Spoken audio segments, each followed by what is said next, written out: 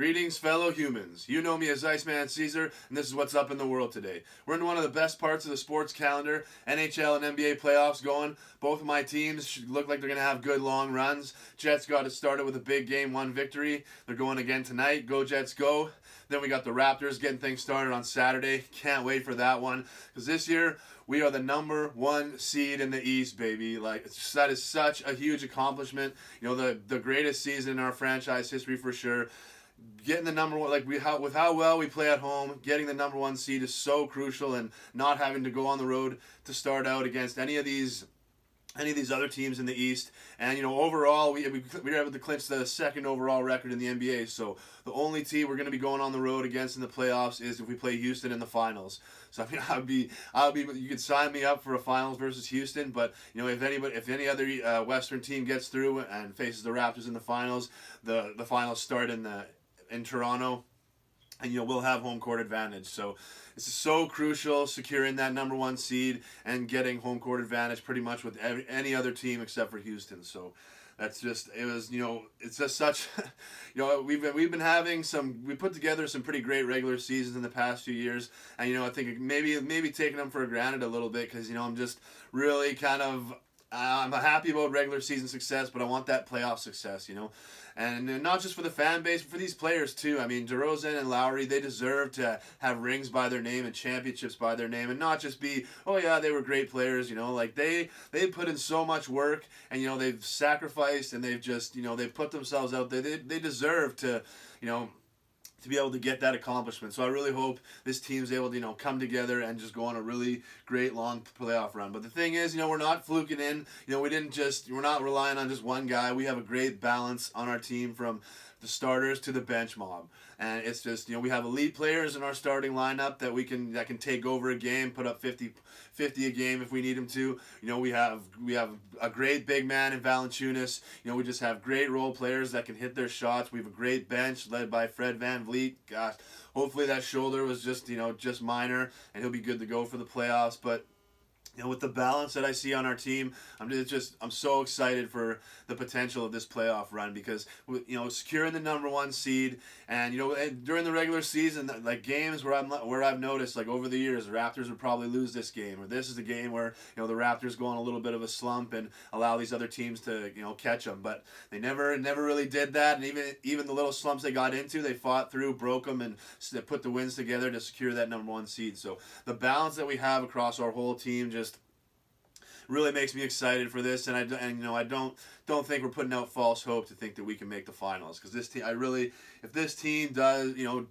keeps doing the things that brought them here, you know, like the long playoff run is in the future for sure. And you know, one of the things I would really love to see when I was able to watch the Raptors this year is just the increased ball movement we've seen. You know, ball movement is such an underrated thing. You know, allowing everybody to touch the ball. It just, not only does it build trust between teammates and on teams, but it builds confidence in certain players. You know, if you're a player that rarely touches the ball and everybody else is passing to everyone but you know, doubts and, you know, insecure thoughts can creep into your mind, and, you know, that can affect your play. So when everybody's touching the ball, feels like they're involved, feels like, you know, they have a chance to score. You know, when you have the ball, all eyes are on you, so, you know, you kind of feel, you know, important or special. So, you know, giving everybody a chance to touch the ball and contribute is just, to me, it's the best strategy to have for a team. It's the best way to build an actual team. And you know, the best teams are the ones that should be able to make it through the playoffs and into the finals. So I just really love to see, you know, the balance on the team, and then the game plans with the ball movement and sticking to it, having patience, not just abandoning everything because you miss a few shots or lose a game or something. It's, you know, nothing or nobody can be perfect. So it's like you just gotta, if you know what works, you just gotta do it, and you know, fight through the negative times. So, but what we really need is for DeRozan and Lowry to avoid some of the significant playoff struggles that have brought them down in earlier playoff seasons. And it's just, you know, it's so frustrating to watch, because these guys are so great, and you know, we just know what they're capable of. We know what their true potential is. So, you know, when we see them having these stinkers of games, it's just like, you know, I just don't like that. not only does it, frustrating that we lose, usually we lose the game, but it's like they're just too good to have those stats by their names. And it's like, when people are looking them up, it's like, oh, look at this playoff game, or look at this. It's like they're too good for that. And it just drives me nuts that, they have some of these stinker playoff games that, kind of hang on their career. But that's the thing. Your championship season is the season that people look at. So if DeRozan and Lowry can be locked in, and just try and avoid some of those struggles. I mean, like I say, nobody's perfect. You're not going to have every single game is going to be great. You're even, no matter how much you prepare, some shots are not going to go in. You're going to have some sleeps, some slumps, some negative shooting streaks, but it's just you just gotta grind through it, keep going, and trust your teammates too. And that's with the team that we built, the balance, the ball movement, the trust. I think DeRozan and Lowry should be in a position more where they feel they can trust their teammates. It's not always on them, and that way without all that extra added pressure and with all that kind of driving you nuts mentally, you can be more focused, and you just focus on making your shots, doing what you need to do to prepare physically and mentally to try and put your best version of yourself on the court. And that's the version that's going to lead you to a championship. And that's what we need DeRozan and Lowry to be. And everything's going to go through them. Despite the balance on the team, despite we are a team, we need DeRozan and Lowry to be our leaders. They're our elite players. They're the guys that can step up, and there's nobody in this league that they cannot hang with. Like that, when DeRozan and Lowry are on their game, there's nobody they can't hang with. So there's nobody they have to walk out on the court being intimidated by, or being like they should be absolutely intense, be right in everybody's face. Like, I don't care. Like James Harden, let's do it. I'm Kyle Lowry. I can go toe for toe to you in assists and shots. DeRozan can walk up to anybody, look them right in the face, and say, "Let's do this." It's like we got the teams, we got the elite players. We just need them to elevate their games and try to avoid the significant slumps. I mean, they're not going to be perfect. We got to try and avoid some of those real big stinker performances that DeRozan and Lowry put in the playoffs. And another thing that we need to focus on is getting some of these game one victories. I think every single playoff series that DeRozan and Lowry played has almost been a game one loss. And what that means, that you're starting from behind the eight ball every single series. You're always trying to catch up. If you have home court advantage, you lose it right off the bat. So it's just we got, and I don't know, I'm not sure what it is, but the fact that it's so consistent, it's got to be something like just nerves, or just allowing that insecurity and doubt to creep in that first game. It's just, the first game of a new series it's a big deal. There's a lot of spotlight on it. As the further you advance, the more pressure and the bigger the spotlight is. But it's just, they just got to find a way to get that mental focus elevated to where they can shut out the nerves, they can block out any of the insecurities and stuff like that, and just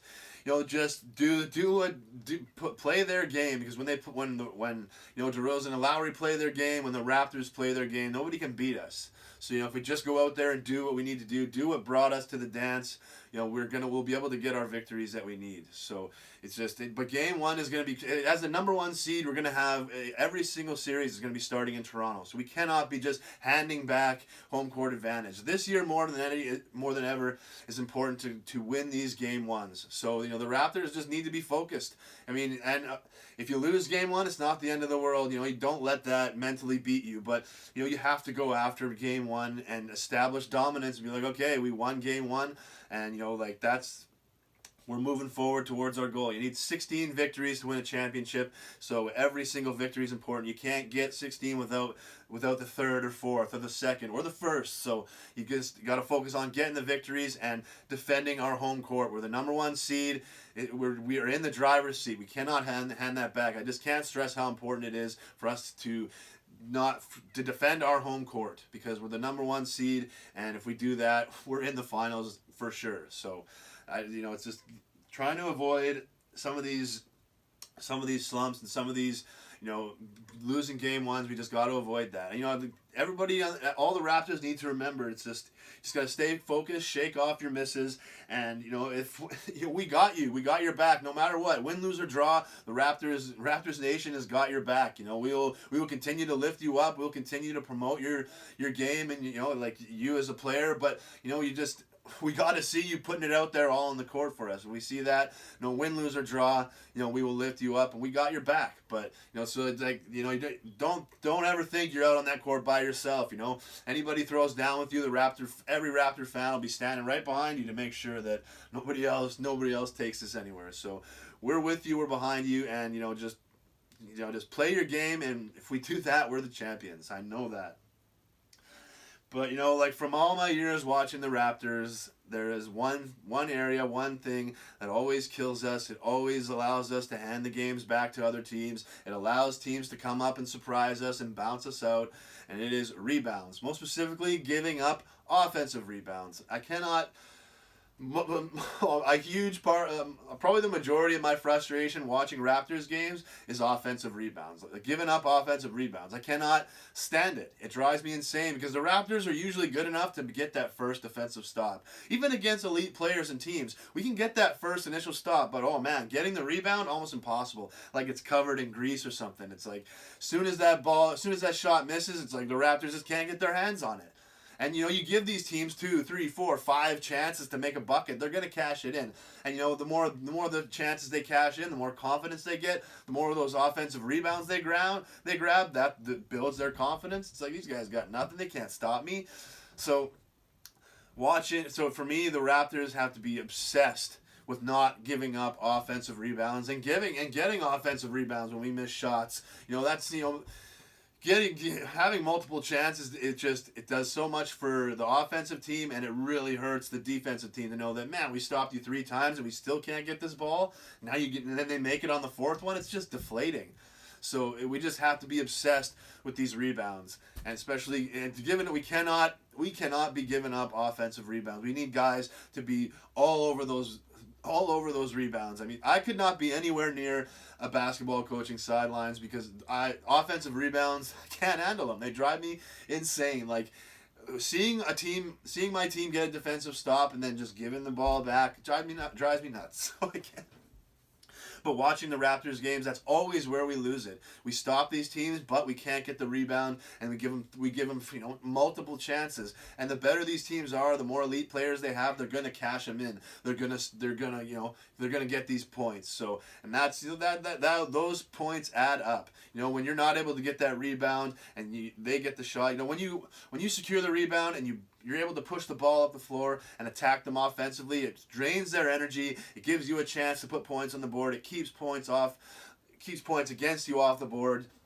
So the rebound is like the biggest thing. And with the Raptors being the number 1 seed and this being a very important year, we just need to be obsessed with not giving up offensive rebounds and just rebound. We need to be just out of our minds to try and get those rebounds, because it's especially against these younger teams. Like these younger teams, if we can stop, I know we're going to be able to stop them. But with these younger teams, with these great players, Milwaukee, with Antetokounmpo, he's gonna be into the elite status in the next few years. But if we have to play him in Milwaukee, it's like, you can't be giving him Milwaukee and all their stars multiple chances to cash in these buckets. If you stop them, you need to get that rebound and push it back, and score one on them, or make them expend their energy defensively. It's like it's just so important. And especially again, it's going to be really more important, especially against these younger teams, because these younger teams, the more rebounds they get, the more points they get. They're going to be able to just gain more confidence, and that's what you want to. That's what you want to try and crush in these younger players and teams. Crush their confidence. They can't make buckets. They can't get rebounds. They can't stop you on defense. And that just. It just creates an environment where they're not going to be able to put the best version of themselves on the court and win. So the Raptors have to be obsessed with not giving up offensive rebounds and securing every rebound that they can get. And I know I'm not I know I said it in the NHL video, but I know I'm not reinventing the wheel here. I'm really not telling anybody that anything that you don't already know. You have allowing teams multiple chances to score is a bad thing.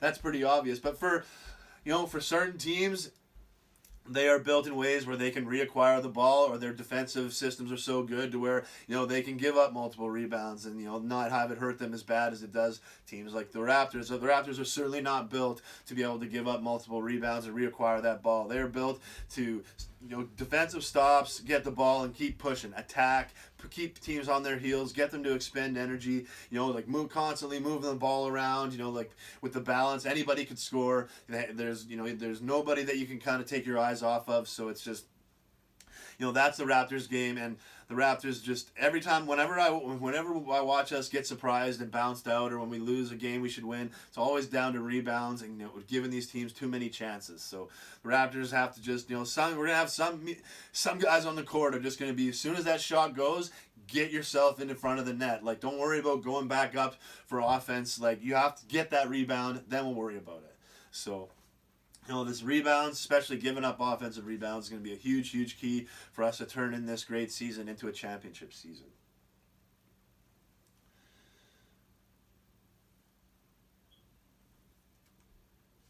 And, that's just going back. The number. Getting that number one seed is so, so crucial because it allows us to be at home. We dominate at home. And it's just, I think hopefully this year allows with being the number one seed and knowing that no matter, even if they're looking ahead down the road, like, they don't have to be like, hey, we got to go to Cleveland and, we have to at least win one there, or we have to go, to Boston, or you have to go to Philly. It's like, we don't have to worry about that because we're the number one seed.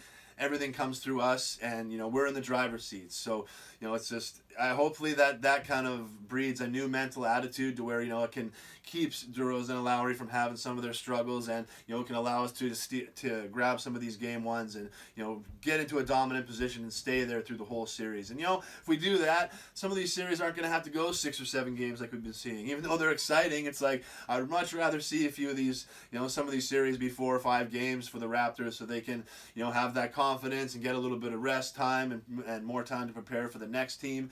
So it's the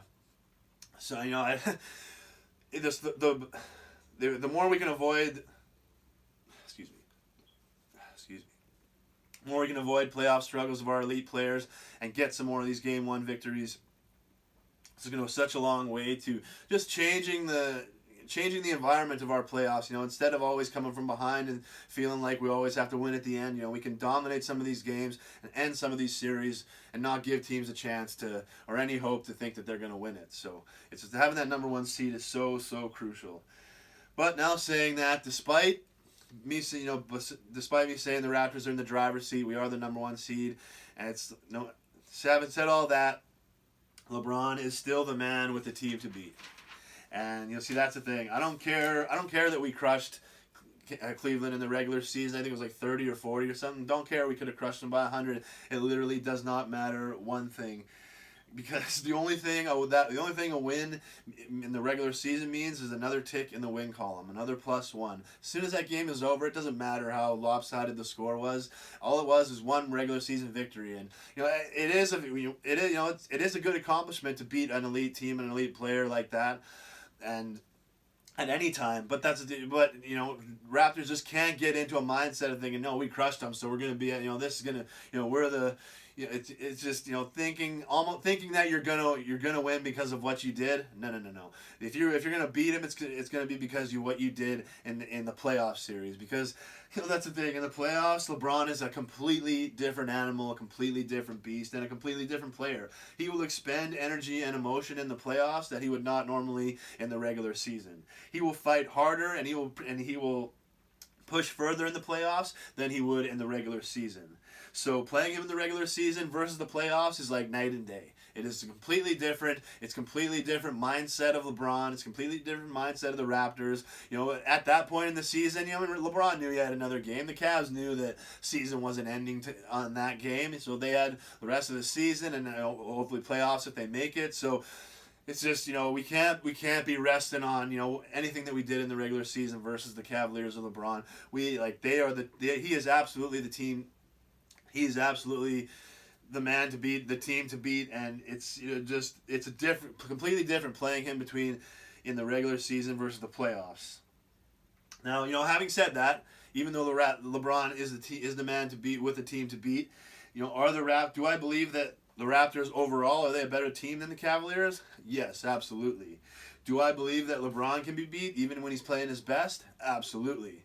Do I believe that the Raptors can beat LeBron and the Cavs even when they're playing their best? Oh, hell yeah, I do. But the Raptors are going to be needing to play their best. The best version of the Raptors is going to need to be on the court, defensively, offensively, everything. They're going to have to be completely 100% locked in every play. No taking plays off. No looking ahead. Looking towards the next game, thinking that you won a game.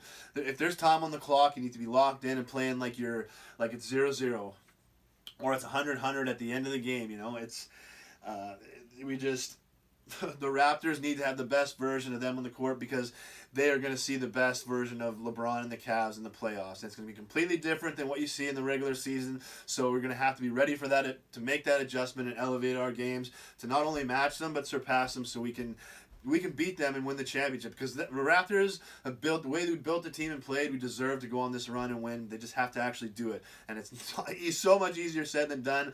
But we can beat LeBron and the Cavs. We just have to treat them as the most serious threat in the league, and because that is what they are. They are the most serious threat to take us down.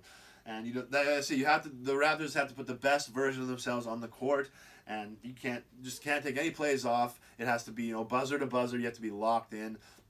And if you do that, you'll be able to. It's hard. It'll take a lot of energy. It'll take a lot of sacrifice. It'll take a lot of you have to push yourself further than you ever have, but it'll be worth it in the end when you get that victory, and hopefully you're able to win that championship. It'll all be worth it. It'll be worth more that you had to fight that hard and that much harder to do it. So it's as big of a mountain as it looks, it can be climbed, and the Raptors certainly can climb it. They just have to respect.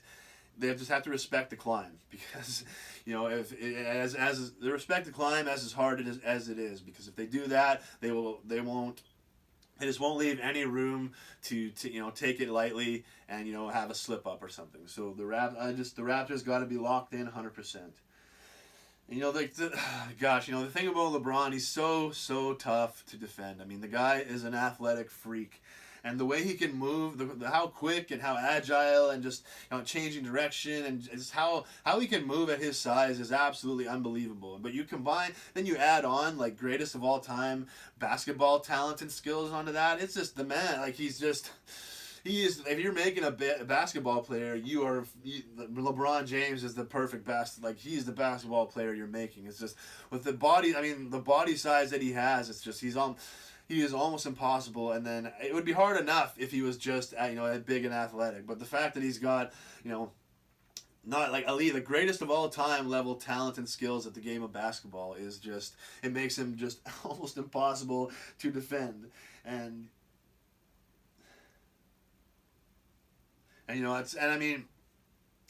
LeBron is. There's a lot of people.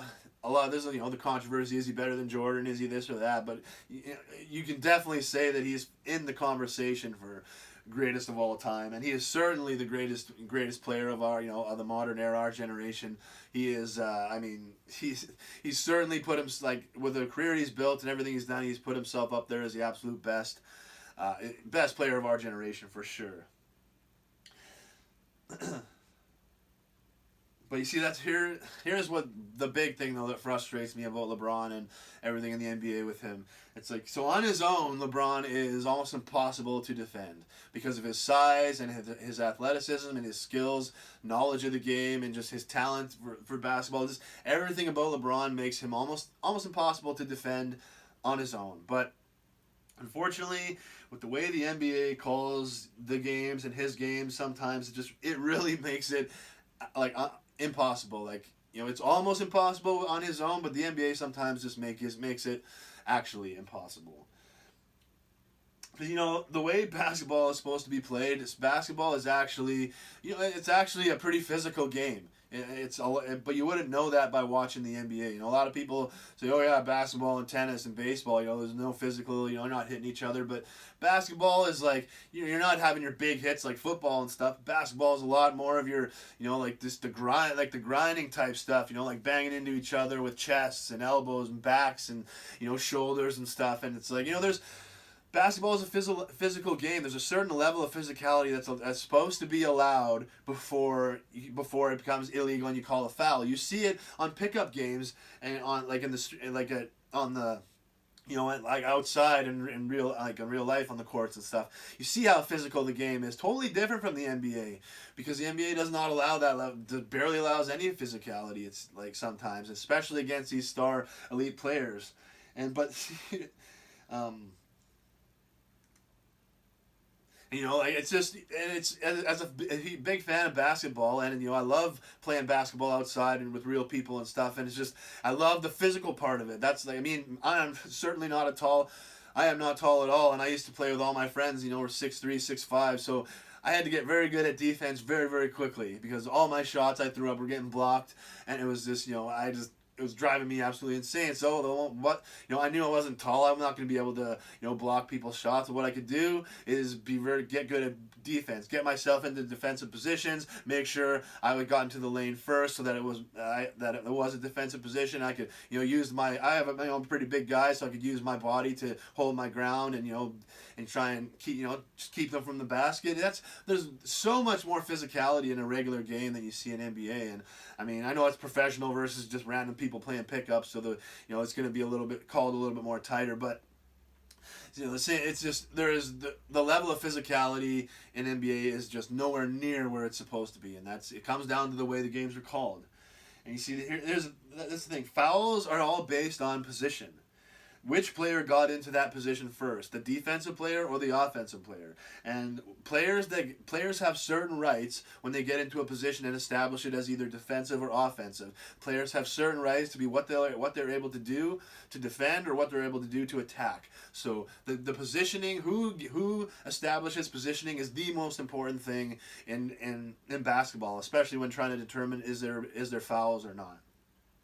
And so if it's the offensive player that gets into it's getting to the spot first. If the offensive player gets to the spot first, it's established as an offensive position, and then the rules change to it being an offensive lane to the basket. If an offensive player gets to the spot first and it's established as an offensive position, that player has a lane to the basket. Now, obviously, only 2 steps, but that player has a lane. And when it's established as an offensive position, the defensive player cannot come in and obstruct it. So if offensive player gets there first, he's moving to the basket, defensive player comes in after it's been established as an offensive position, bang, that's your foul.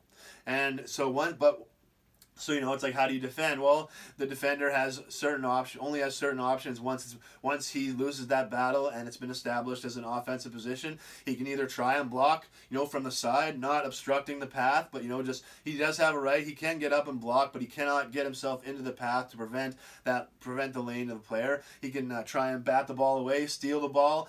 Other than that, he just has to try, make it as difficult as possible, and then get ready for the rebound, hope he misses the shot. So it's all about getting into position. And unfortunately, as a defensive player, it's every time you're squaring up and you're defending a player, it's a battle to see who can declare a defensive or offensive position first, and because that's where the fouls are supposed to be determined. Now, if it's a defensive player that establishes his position first, then the defensive player has certain rights to defend it, and that's where the theory comes from. Charges and stuff, like the defender has to be outside of the circle and he has to be able to set his feet. Once he does that, it has been established as a defensive position, and if the offensive player barges in and creates illegal physical contact, bang, foul. So that's why it's so important for the defender to get to that spot, set his feet to make it a defensive position, so it can be called the foul. And that's why it's so frustrating when a defensive player does do that. The offensive player barges through with contact, and then the defensive player gets a call because it's clearly ignoring who got the position first. And fouls are all about. Who is in the dominant position, the offensive player or the defensive player? Because that determines who has more rights on that play than the other. And so that's what, man, the ref. I'm going to be talking. I'm going to be giving the referees a lot of criticism here, but they have probably the toughest job in sports, because trying to figure out in every single every single matchup and every single play, who has what position, who got into that position for. That's so hard, and it's not like you're looking for one time where that happens on the play. It can happen multiple times. Boom, offensive player gets in a position, but he doesn't like it, so he passes away, even though it was an offensive lane for him. He still just didn't really like the shot, so he passes it. Then that player, bang, now they're established. It is one of the hardest jobs in sports to be a referee in basketball, to referee it the way it's supposed to be.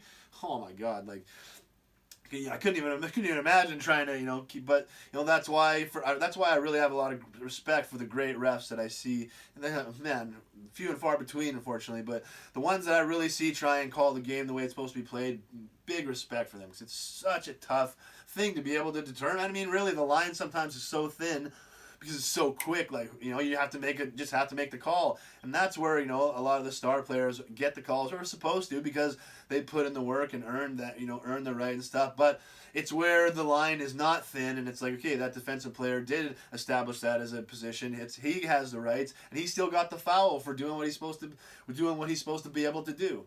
So it's.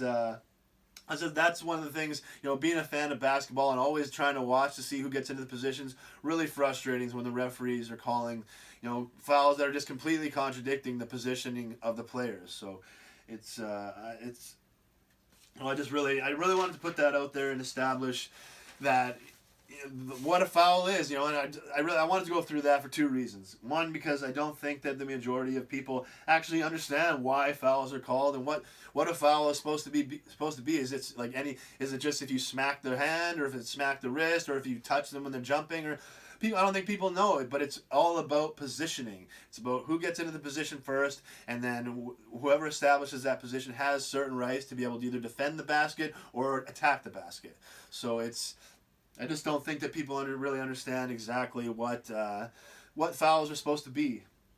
And the second thing is because I just want to establish that once people realize that, you watch these games, and unfortunately it's like the NBA a good amount of time clearly is not looking at positioning when they're trying to figure out who they're calling a foul on. Because I mostly watch Raptor games, and I'm not saying that the refs are always ganging up on the Raptors and it's always the refs' fault and the Raptors lose. It's not.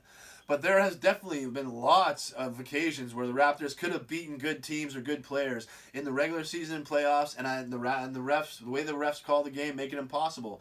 Because they don't allow our players to defend, they don't allow our players to attack the basket, and even when our players do get into the dominant positions, they're given the fouls, because it's just really, really frustrating, and that's kind of why I wanted to go over that, because I'm just sick and tired of it. I really want to see basketball get back to the game it's supposed to be, and basketball is supposed to be way more physical than it is, and it's just I want to see the referees really call the games the way they're supposed to. And you might have to find some money in the NBA system to pay referees more, because it is a hard job, and and with the NBA, with all the spotlight, man, it's a thankless job, because everybody's all on you, and there's so many, you could call a foul on every play basically. So if you really wanted to, there's just always the spotlight's always coming onto them for calling stuff. So, but it happens too many times, especially when I watch Raptor games, to see Raptors do what they need to do, make the best defensive effort they can, put themselves in a position to make a stop or something, and still get fouled. Because it's like, it's just not, it's not a game anymore after that. We're watching something that's just not, it's not a game. So really frustrating. I really wanted to just hammer home the point that basketball is supposed to be a physical game to a point. You're allowed a certain level of physicality. And that's just looking at the NBA. I'm not trying to start any grand conspiracy or anything like that or whatever. But just the fact is a fact. When you look at how the game is set up and plays out, no sport is easier to control through the refs than the NBA. It is a fact. I'm not saying they do it. I'm not saying that. Whatever. I'm just saying it's a fact. If you wanted to control any of the sports, easiest game to do it is through basketball, because basketball is all about runs and rhythm. And calling fouls seriously affects both of those things. So if when a when a player starts getting into a rhythm and he starts hitting his shots and he's getting into a groove and it's just everything's going in for him, bang, a few fouls can just cool that right off. And it's not necessarily on that player. Excuse me.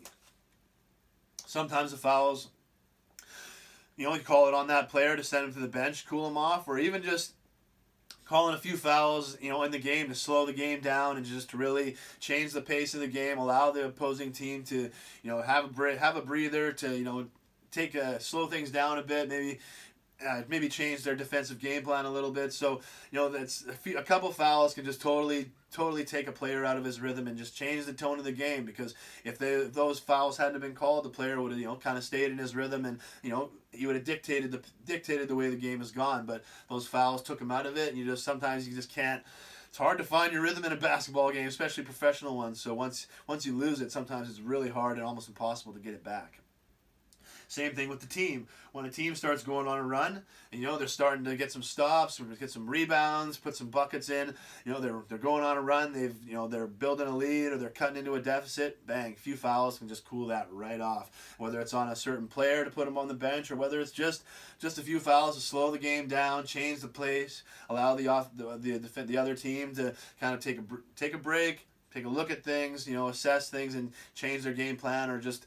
It just changes things, and it stops the rhythm. It stops the runs that teams can go on, and just so that's why that is why it drives me nuts when I see the Raptor player that maybe was struggling, or just anytime get into a rhythm, and just some garbage fouls take him out of it. If they're legitimate fouls, I don't care. I'll take it. Like I don't want to see team my team cheating to win or do stuff like that. I want to see them be able to win within the rules of the game.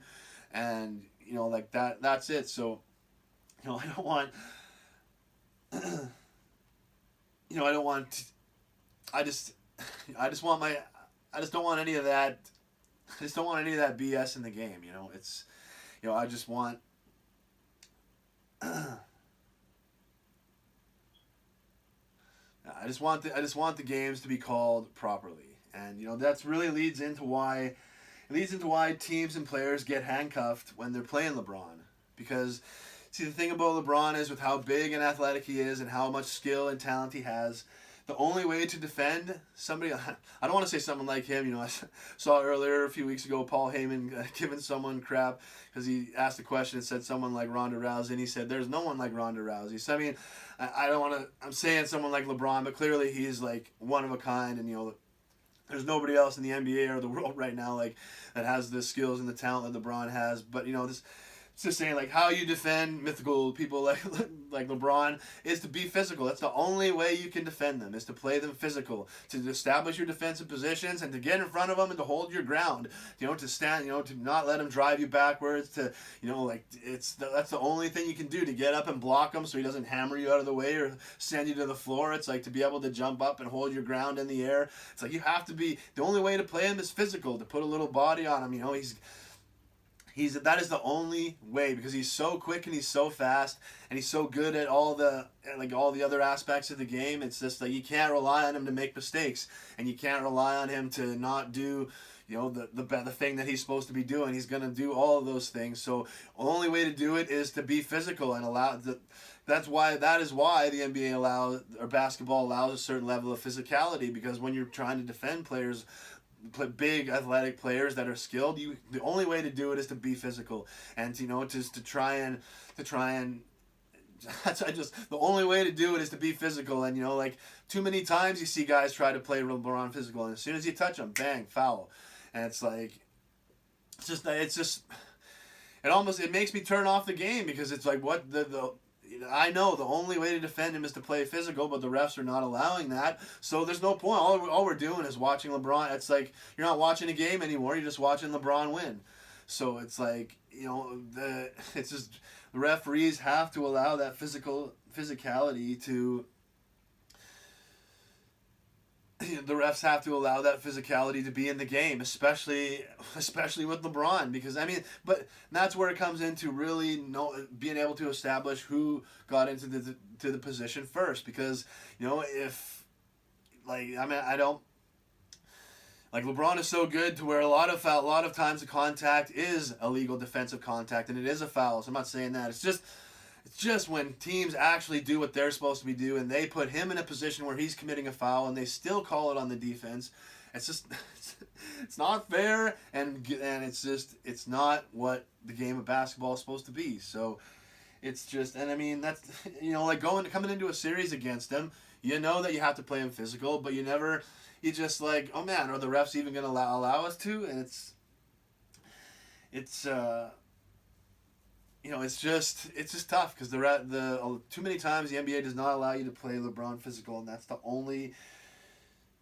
is the only way you can do it. I mean, a lot of times it's clear they're not looking to see who got into position first. They're basically just calling the foul on whoever was near LeBron. It's like, and it's so too often you'll see where like LeBron can just drive to the basket and will just have like recklessly and not really worried about anything, and no matter who he comes into contact with, the foul is going on that person. He's going to the line for and one. So it's it's just ridiculous. I mean, the worst foul to me is where like doesn't even affect the shot. It's like somebody bumps him, LeBron takes 3 big steps, big jump, jams it home, and that's an and one foul. Like that is the stupidest foul I've ever seen. Like I mean, it's that like the contact affected the shot in no way, shape, or form. It was really just random physical contact. But he gets to run to a free lane to the basket.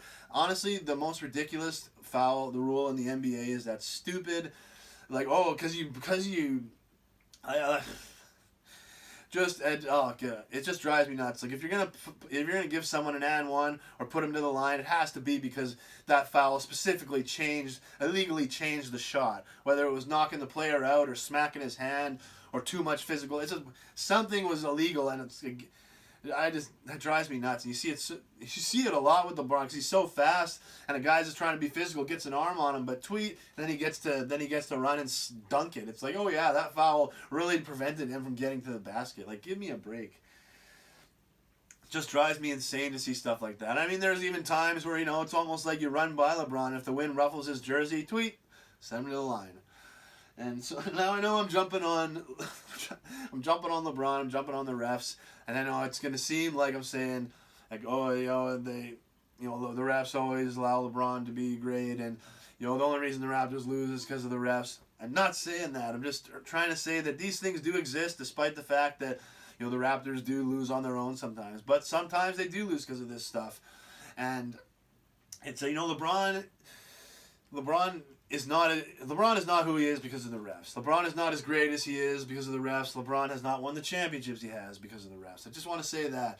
But I really feel like the refs and the way that they call the games are robbing us from the best version of LeBron James. Because, see, that's the thing. It's, comparing him to Michael Jordan and stuff, it's almost impossible because they play different games of basketball. I'm not saying that Michael Jordan and all the other stars didn't get star calls and they didn't get concessions and stuff. I mean, I love watching these documentaries, and especially Patrick Ewing. They gave Michael an extra step there. They gave him a little carry. So things like that where the refs were letting, giving a little bit of concessions to great players like Michael. But Michael Jordan played in a much more physical NBA than LeBron. He had to fight through so much more physical defense, so much more physical contact. And that is where you build your strength. That's one of the reasons why Michael Jordan became the greatest player. Because he had to, he didn't just come into the league and win his first title. Man, he had to fight and scratch and claw and lose playoff games and have heartaches and have heartbreaks. Until he finally was able to get over the hump and win those championships and go on that incredible, amazing run. But fighting through all that built the strength in him to be the greatest player of all time. And that's what LeBron is missing. Sitting in the locker room after the pain, the soreness, him having to being forced to make adjustments on defense. Like, man, this guy's playing me so physical inside. I'm gonna have to do something else because man, my back is killing me and my shoulder, my arms, and it's like fighting. And that's as long. I'm not saying when I'm saying playing physical, I'm not saying flagrants or illegal or I'm not saying anything like that. Like physical basketball is supposed to be, you're at that crash, boom, bang. The closer you get to the net, the more physical it's supposed to be. And that crash, boom, bang around the net is that's the most fun, man. That is where you even though it hurts after and it's pain and soreness, but you almost crave that because you know that the emotions and the energy and the experience that you have to go through to feel that pain and soreness is just like you had to be under the basket, you had to be banging around, you had to be jumping up for shots, jumping up for rebounds, trying to smash through defense, being rocked back, giving it back to them just as hard. It's like, that's basketball. It's just, oh man, it's been taken out of the NBA so too often. Sometimes you see it, but not even close to the level of where it used to be in the past and where it should be, because that's a game of basketball. And man, if LeBron had to deal with all that, I'd feel there'd be no question that he'd be the greatest player of all time. But sometimes it seems like the refs are almost afraid to just afraid to let him be because they think he won't succeed. LeBron would be the great player he is if the game was called the right way. He'd have the championships if the game was called the right way. Everything he has, he would still have if the game was called the right way. The only thing that would change is that he'd be a greater player. He would have more strength. The only way to build strength is through struggle. So, I mean, struggling through physical defense is one of the most things that builds the best strength in you in a sport, in a basketball player. So,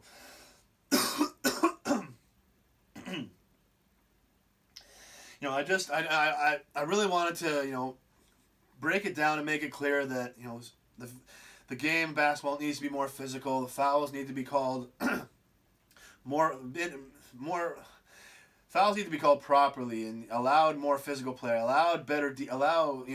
stronger defensive play, especially against the elite players like LeBron, who you can only play and defend against when you play them physical. So, it's just, I want to see the game get back to that because I want to see, that not only would LeBron be greater, but every other player in the league would be greater if you allowed that more increased physicality. If basketball was played the way it's supposed to be played in the NBA, you'd see more elite players. You'd see more guys that were cracking through to LeBron's level and stuff like that. So, it's robbing us of the greatness of LeBron and I think other players because that struggle, the physicality of basketball, man, does that build strength, and it's especially in the great players, and it's just. It's the most fun type of basketball to play. It's the most fun type of basketball to watch, and it is basketball. It's what basketball is supposed to be. So, I just wanted to highlight all this, and I didn't want to make it like LeBron is who he is because of the refs. He's not, but the refs just make it impossible for anybody to give him struggle. And it's just and without that he can't get this kind of type of strength that he deserves really. With his talent and his the gifts that he was given from God, it's just a more physical NBA is where we need to get to, and it's just super frustrating because it seems a lot of the times the Raptors are on the wrong end of this, being called for whether it's a foul or not. So I just wanted to highlight those things, but I wanted to make sure that I wasn't just complaining or trying to make it seem like everything bad that happens to the Raptors is because of the refs, or the only good things that happen to anybody else is because of the refs or anything. So just wanted to make sure I established that. And so that, and I wanted to go over that because if and when the Raptors have to play the Cavaliers and LeBron, the Raptors are going to need to make sure they're focused on establishing their defensive positions, getting into the position first, making sure they do everything they need to do, and just forcing the refs to call garbage fouls. Just forcing them to call obvious garbage fouls if that's the way they're going to do it, because the Raptors can't get into just starting to be too physical and cross the line towards flagrants and stuff, or I just don't, or start to really start complaining to the refs, because refs aren't going to change any calls based on complaining. They're just going to get a little bit angry or more bitter, and might give you a little bit more, couple more bad calls, just to show you what's what. So complaining is not going to do it. The only thing you can do is just do what you're supposed to do. Get into these defensive positions first, so you can make the refs call a garbage foul. And that's really all that you can do. And and make them foul out our whole team, and call the game early, because as long as these fouls are as long as we're getting into the positions first, we can put the video and be like, look, guy got into the position first. He's the defensive player. He has the rights to this position, but they still called the foul. So, that's all we can do is just put ourselves in the right positions and make them make the garbage calls and then highlight it afterwards. But if we put ourselves in those positions and they call the game properly, bam, there's nothing they can do, and we're going to the championship to win it. But I wanted to establish that, and I wanted to just because despite being the number one seed, despite beating the Cavs pretty soundly in the regular season, they are still the team to beat, and it's despite everything that went good about this season, if we aren't locked in 100%, it could be gone just like that. So, we need 16 W's to get where we want it. We need 4 W's against the Cavaliers. So, whatever we need to do to get them, we got to do it. And we have the team to do it. We just need to keep doing the things that brought us to the dance, and we're going to be dancing all the way to the championship. I know that. And I wanted to go over that, but I don't want it to seem like we're only focused on LeBron and the Cavs, and that we're looking ahead past some of these other teams. Certainly not. It is a long, hard road. We got the Wizards up first. They're going to be no easy out for sure. Tons of good young teams in the East. So it's no guarantee that we're even going to play LeBron and the Cavs. It's just, but looking at when you're coming into the playoffs, looking at everything before it starts, it's definitely. You definitely got to look at them and him as the team to beat, and we just we just got to be focused and prepared on that to just to make sure that if we'd have to play them, then we're ready to go, because we're going to need to be as ready as we can possibly be to win that series. And so I wanted to go over the other big thing, the rebounds and and stuff like that are one of the biggest things that always seems to kill our season. But one thing that I wanted to talk about is the us versus them energy that Raptors opponents always seem to be able to feed off of. And being the only Canadian team versus mostly U.S. players and U.S. teams means that we have to deal with that with every single team and player we face, basically. And athletes will take anything they can to get an extra edge, to get extra motivation, to get that little extra bit that will push them further, and to get them more intense, to get them more locked in. And the us versus them energy is one of the oldest tricks in the books, oldest motivating tricks in the books, but it's also one of the best. It allows you tapping into that us versus them energy just creates an intensity, and it's just makes you feel like the underdog, and you're fighting for something that means something, that it's real, and that's the thing. When you tap into that energy, it allows people to do extraordinary things. We see it in the real life, and you see it in the sports world, and unfortunately the Raptors see it all the time. And the evidence of it to me is that you just look across the board past the years, we always, in the regular season, playoffs, we always come up, and these teams always got like one or two guys that they've been average players their whole career, but as soon as they play the Raptors, they just elevate themselves they're playing like legends. They're lights out, looking like the best players in the NBA, can't miss a shot, can't not grab a rebound, they don't make any mistakes. It's just like, and it's just frustrating, because it's like, it seems like it happens every single time. There's always somebody that just, comes out of nowhere to be a legendary, play like a legend against the Raptors, and usually it means a loss for us. So it drives me nuts, and I know that it's because of that us versus them energy. Coming into it, it's easy. Or playing a Canadian team. I'm not gonna let Canada beat the U.S. They look at it as almost like it would be like almost like letting down their team, or letting down their country, and letting down.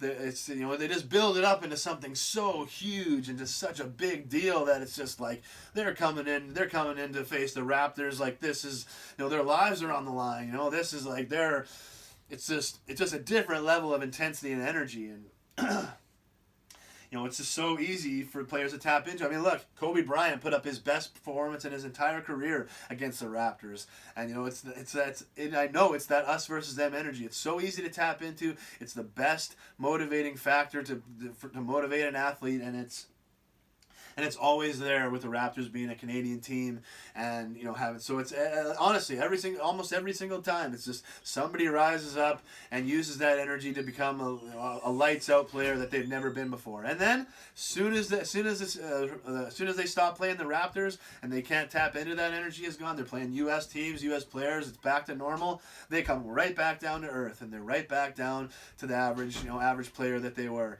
and they're completely disappear in the next series or the next game, and it's just like, And it's just, frustrating for Raptor fans. We had to deal with this guy playing like a legend, and now he's back to playing like nothing. So, that's to me, it just solidifies and confirms that it's that us versus them energy that they're able to tap into, because there's no other, it happens so often. There's just no other explanation for it. And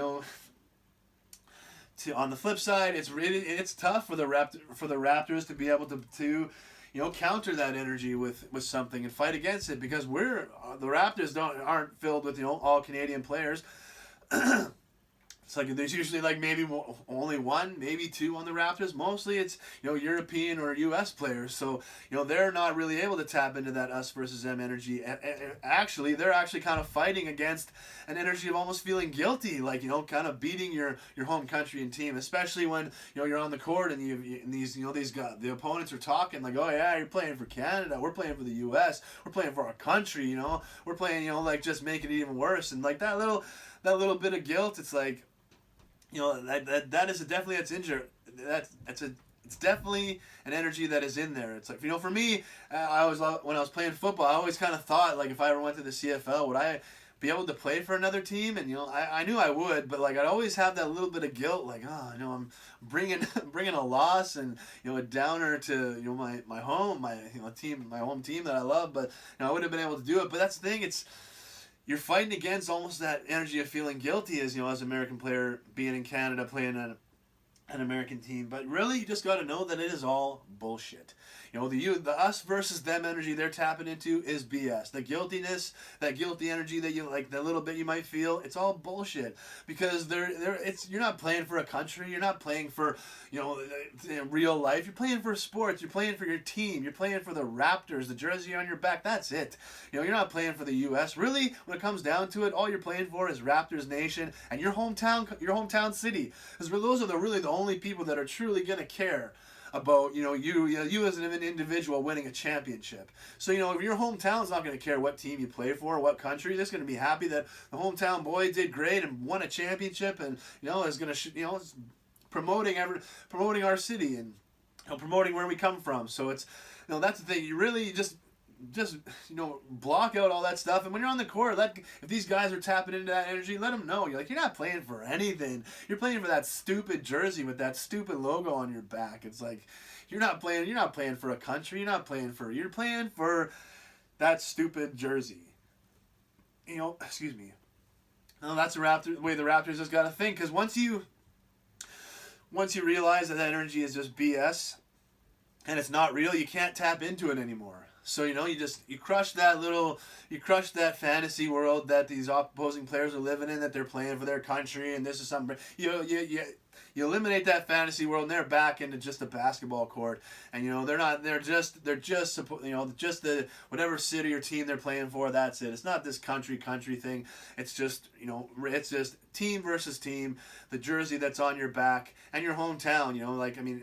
These American players, all your hometowns are gonna care. So it's just you don't have to worry about fighting for the Raptors. Just because the Raptors are a Canadian team, it's like you're not fighting for countries. It's like the Raptor. There's lots of people in Canada that couldn't care less about the Raptors, and there's lots of people in the U.S. that couldn't care about any basketball team. So you're not playing for country. You're playing for Raptors Nation. You're playing for your hometown, and that should be more than enough motivation to pull out the intensity and the energy you need to do what you need to do to win these playoff games. And it's just it's all the rebounds and dealing with this increased level of play from some of these players on the opposing teams is really the two biggest worries that I have coming into the playoffs every year, really. But I just wanted to do this video and just kind of put them out there and break them down. So hopefully some things changes about them, because we know we got to change something about our other playoff runs, whether it's the struggles of our elite players getting these game ones, or how we're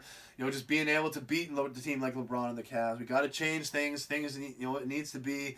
This needs to be a new step forward. I know it's going to be with the way we built our team, the balance we have, the bench mob. Man, I don't think we've ever had a good of a bench as we have. These guys can win games. These guys can hold leads. These guys can get leads back.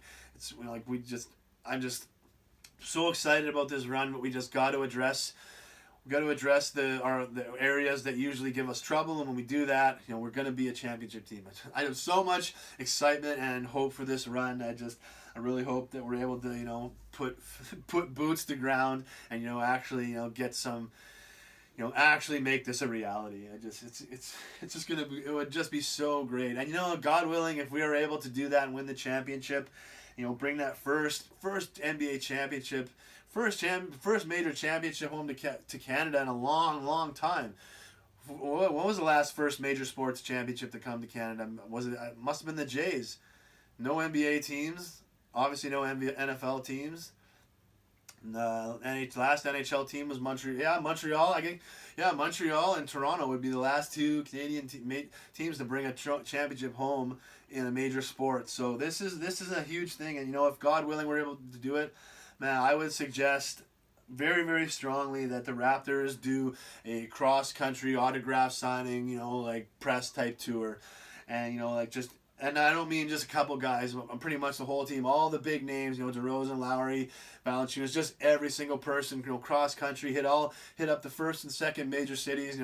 Pretty much stick to the highway number 1, but hit those first and second major cities. And it would be a sacrifice of time. You'd have to sacrifice some of your off season. It would be a sacrifice of time for sure, but it would be so worth it.